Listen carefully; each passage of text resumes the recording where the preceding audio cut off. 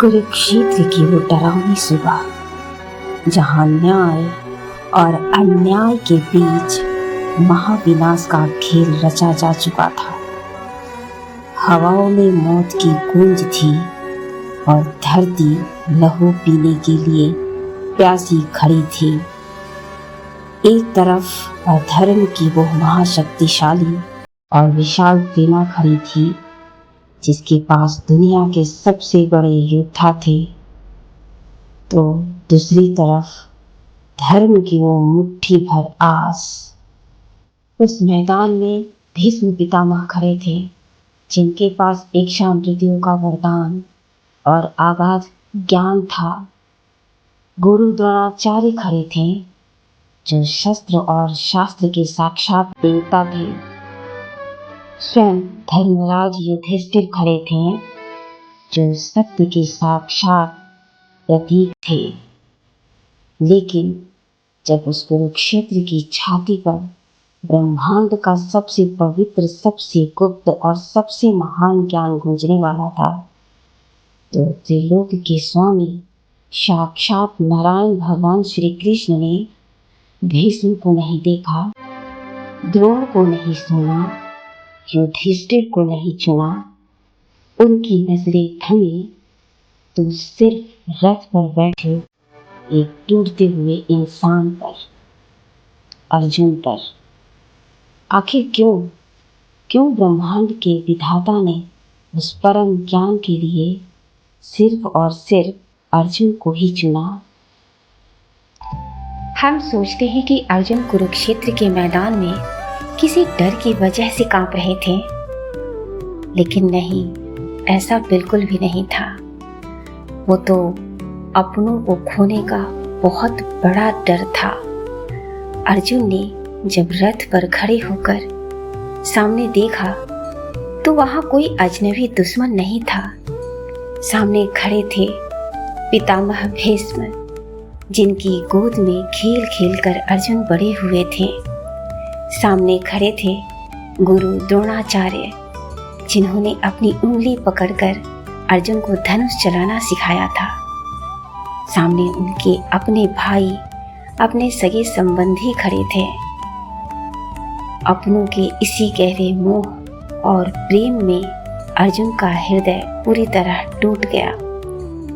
उनकी आंखों से आंसुओं का सैलाब बह पड़ा। उन्होंने कांपती आवाज में श्री कृष्ण से कहा, हे माधव, मुझे नहीं चाहिए ऐसा राजपाट, मुझे नहीं चाहिए ऐसा सुख जो मेरे अपनों के लहू से भीगा हो। यदि इस युद्ध को जीतने के लिए मुझे अपने ही पिताओं और गुरुओं के सीने को छलनी करना पड़े, तो मुझे ऐसा साम्राज्य नहीं चाहिए। मैं खाली हाथ वन में भीख मांगकर जी लूंगा, पर अपनों पर बाण नहीं चलाऊंगा। और यही कहते हुए अर्जुन ने कुरुक्षेत्र के बीचों बीच अपने गांडीव धनुष को जमीन पर छोड़ दिया। उन्होंने अपने पराक्रम के सारे मुखौटे उतार दिए। अपनी उस कमजोरी और तड़प को भगवान से छुपाया नहीं, बल्कि एक लाचार बच्चे की तरह फूट फूट कर रोते हुए अपना मस्तक श्री कृष्ण के चरणों में रख दिया और कहा, शरणं प्रपन्नम। हे गोविंद, मेरा मन भ्रमित हो चुका है। मैं अपनों के मोह में पूरी तरह अंधकार में डूब गया हूँ। मैं आपकी शरण में हूँ, मुझे राह दिखाइए। यही छिपा है ईश्वर के न्याय का सबसे मार्मिक रहस्य। ज्ञान हमेशा वही ठहरता है जहाँ मैं और मेरा का अहंकार शून्य होता है। भीष्म पितामह अपनी प्रतिज्ञा के अहंकार से बंधे थे। गुरु द्रोणा अपनी व्यवस्था के छोटे बोझ तले दबे थे। वे सब अपनी अपनी नजर में सब कुछ जानने वाले महारथी थे, लेकिन अर्जुन ने अपनी हार को स्वीकार किया। श्री कृष्ण को कोई बहुत बड़ा ज्ञानी नहीं चाहिए था, उन्हें एक कोरा कागज चाहिए था जिस पर वे गीता की अमर गाथा लिख सके। भीष्म और द्रोण ज्ञान से भरे हुए घड़े थे, पर अर्जुन खाली थे, और ईश्वर हमेशा खाली हृदय को ही अपने प्रेम और ज्ञान से भरता है। आप और हम भी तो इसी कुरुक्षेत्र में खड़े हैं। जब जीवन की उलझनें हमें तोड़ देती है, तब घोर निराशा और रिश्तों का दर्द हमें घेर लेता है, तब हमारा मन भी अर्जुन की तरह कांपने लगता है। याद रखिए, जब तक हम अपने ज्ञान के अहंकार में जिएंगे, तब तक श्री कृष्ण मौन रहेंगे।